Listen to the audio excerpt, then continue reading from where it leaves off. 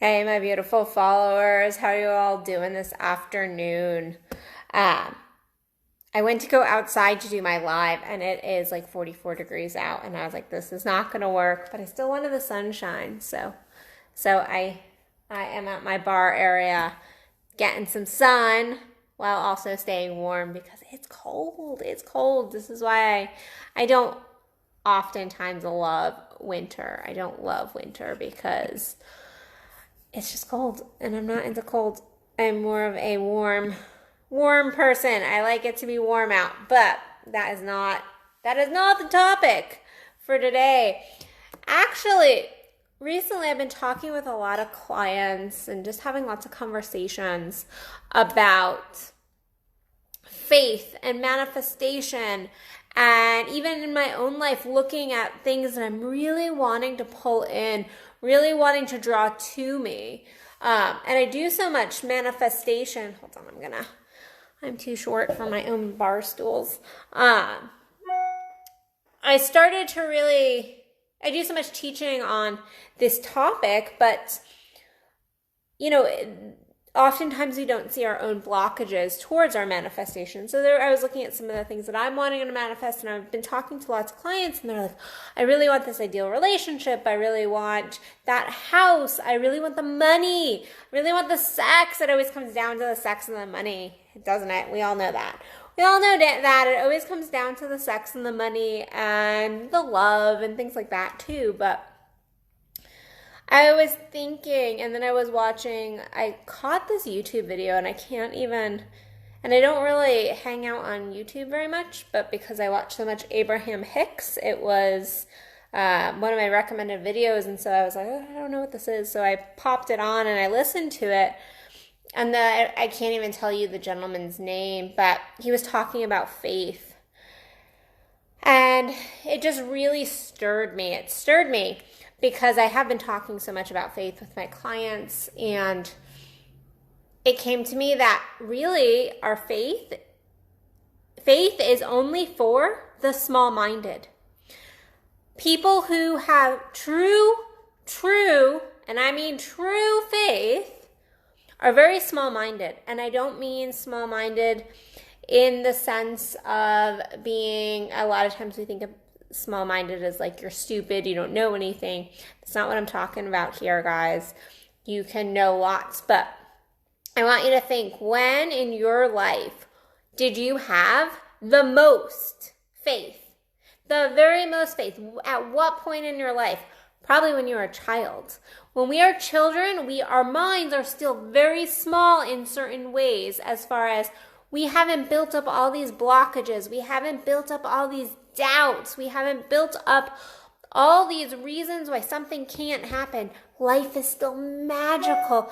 Life is still beautiful and exciting at that point in our lives. And so our minds are still very small in certain ways. And actually, they are biologically still really quite small as compared to what they'll look like as we get older. But when we're little, our minds, our ego minds, our ego mind is in there, but our mind of like doubt, and this can't happen, and that can't happen, and I'm going to hurt this person's feelings, and I need to people please, and what about the future? All of that stuff just like doesn't exist. It doesn't exist. We are so imaginative. We're so in it. But our doubt and our mind of constant running of doubt and worry and concern and this and that other thing is so small when we're little, when we're small. And thus, it's so easy to have faith. It's like, of course I believe that. Of course I have faith in myself. Of course I have faith that I'm going to be a fairy princess when I get older. Like, hello, like that is the kind of certainty and faith children have. They don't question, well, yeah, I know God's going to give it to me, or universe is going to give it to me, but, what about this, and what about that, and what about that other thing? We're coming up to the season of Christmas and holidays. Children don't go, well, at some point they start to build doubt around Santa, but they're so stuck in the magic. They just have faith that Santa's going to come and he's going to bring us presents. Like, that is their faith. And so their minds are very small. And the same thing happens with our manifestations. If we don't have certainty, if we don't have faith, if we don't have that energy and that clearing, it's the clearing of the mind. What ends up happening is we cannot manifest. We cannot pull things in because our doubt mind is so big. Our ego mind is so big. We have all this worry. We have all this blockage in our energy that stops us with the manifestation, stops us having true faith. And so that is why true faith is for the small-minded. Yes. If you want to manifest, you have to make your mind smaller in terms of getting rid of some of that negative feedback that you're thinking about and seeing. You have to let go of that. You have to retrain your mind to be more like the mind of a child. And that is so incredibly difficult as adults.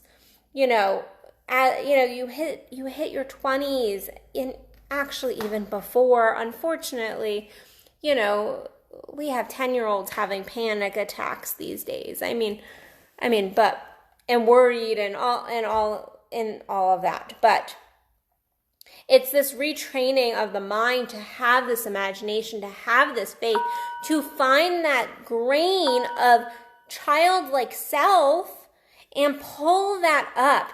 Because when we have these adult minds, these very expansive minds, and our egos like to jump on board of like, no, I know so much, I've read so much, and blah, blah, blah, and I know this spiritual trick, and I know that spiritual trick, and all ego bullshit, because that's what it is.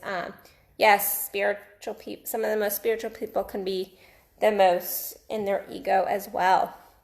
But when we're in that, what ends up happening is we crush our faith because our minds are constantly going. If your mind is constantly going, you can't have faith. You can't manifest. You are, even if you're telling yourself, even if you feel it a little bit, in the back of your mind is most likely that doubt, that fear, that I'm not good enough, that how is that going to happen? And so learn from your kids. Learn from those people in your life that do have the kind of small minds that I'm talking about, where they really don't get wrapped up in the doubt. They really don't get wrapped up in the fear.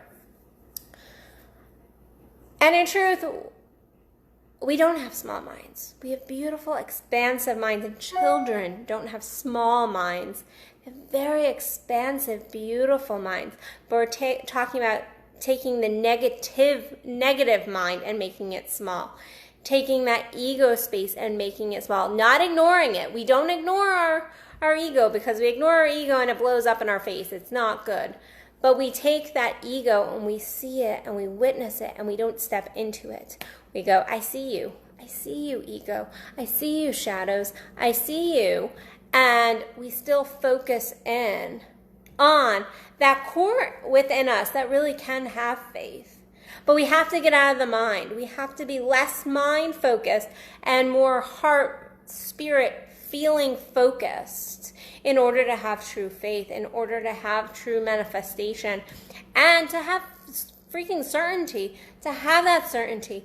And it is building that muscle. It is building that muscle of finding things in your life that you can just go, I am certain. I know this to be true.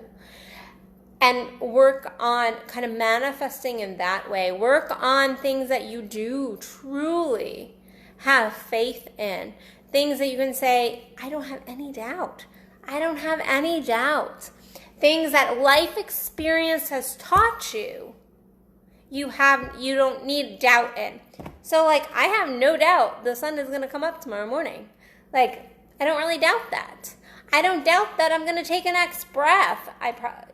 Most of us should kind of look at that because, we're not alive forever, and really every breath is precious, but we don't sit there doubting, like, am I going to breathe again? Am I going to breathe again? No, we don't. We just have faith. We just know it. And so it is getting into that knowing place. And if you're struggling to manifest, if you're struggling to find that piece of faith, I actually suggest you go and spend some time with kids. I suggest you go and watch some kids' TV shows if you don't have kids around you. Go watch some shows and watch the imagination. Get into that feel of imagination. Allow yourself to dream. Allow yourself to go there. Allow yourself to talk to your younger self and listen to your younger self's wisdom, because we are super wise. We have that younger child within us that is incredibly wise, and that is also our soul self. It is my belief that is also our soul self. So connect with that piece of self. But make your mind smaller. Make your mind smaller when it comes to how it's working. Limit the jumping around of the mind and the worry and the doubt and the constant going. And that, again, is a practice. That requires you building the muscle of quieting the mind. So that means meditating.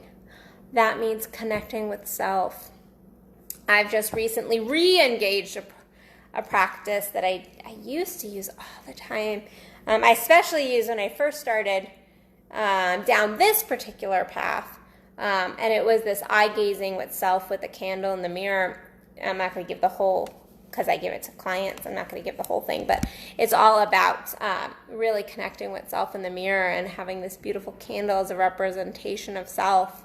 And I started doing that again, and that is even a quieting of the mind process.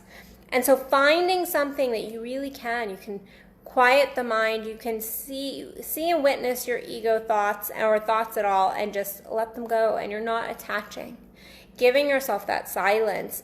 I was talking with a gentleman last night, actually, about and recommending the fact that he should be taking at least one of his commute times and just having silence.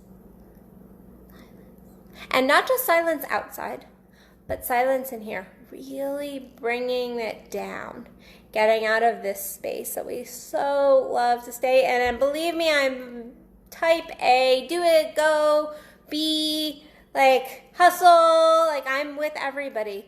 But it is so imperative that you also find the time to get out of that, to drop that away, to get away from your cell phones, to just have silence and listen to the beauty of that.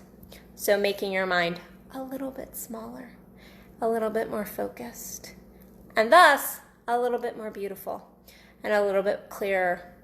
You will be amazed at if even just 2 weeks of consistent practice of just finding 5 or 10 minutes of silence in your day, you'll be amazed at the changes within. So I challenge you to step up to that challenge.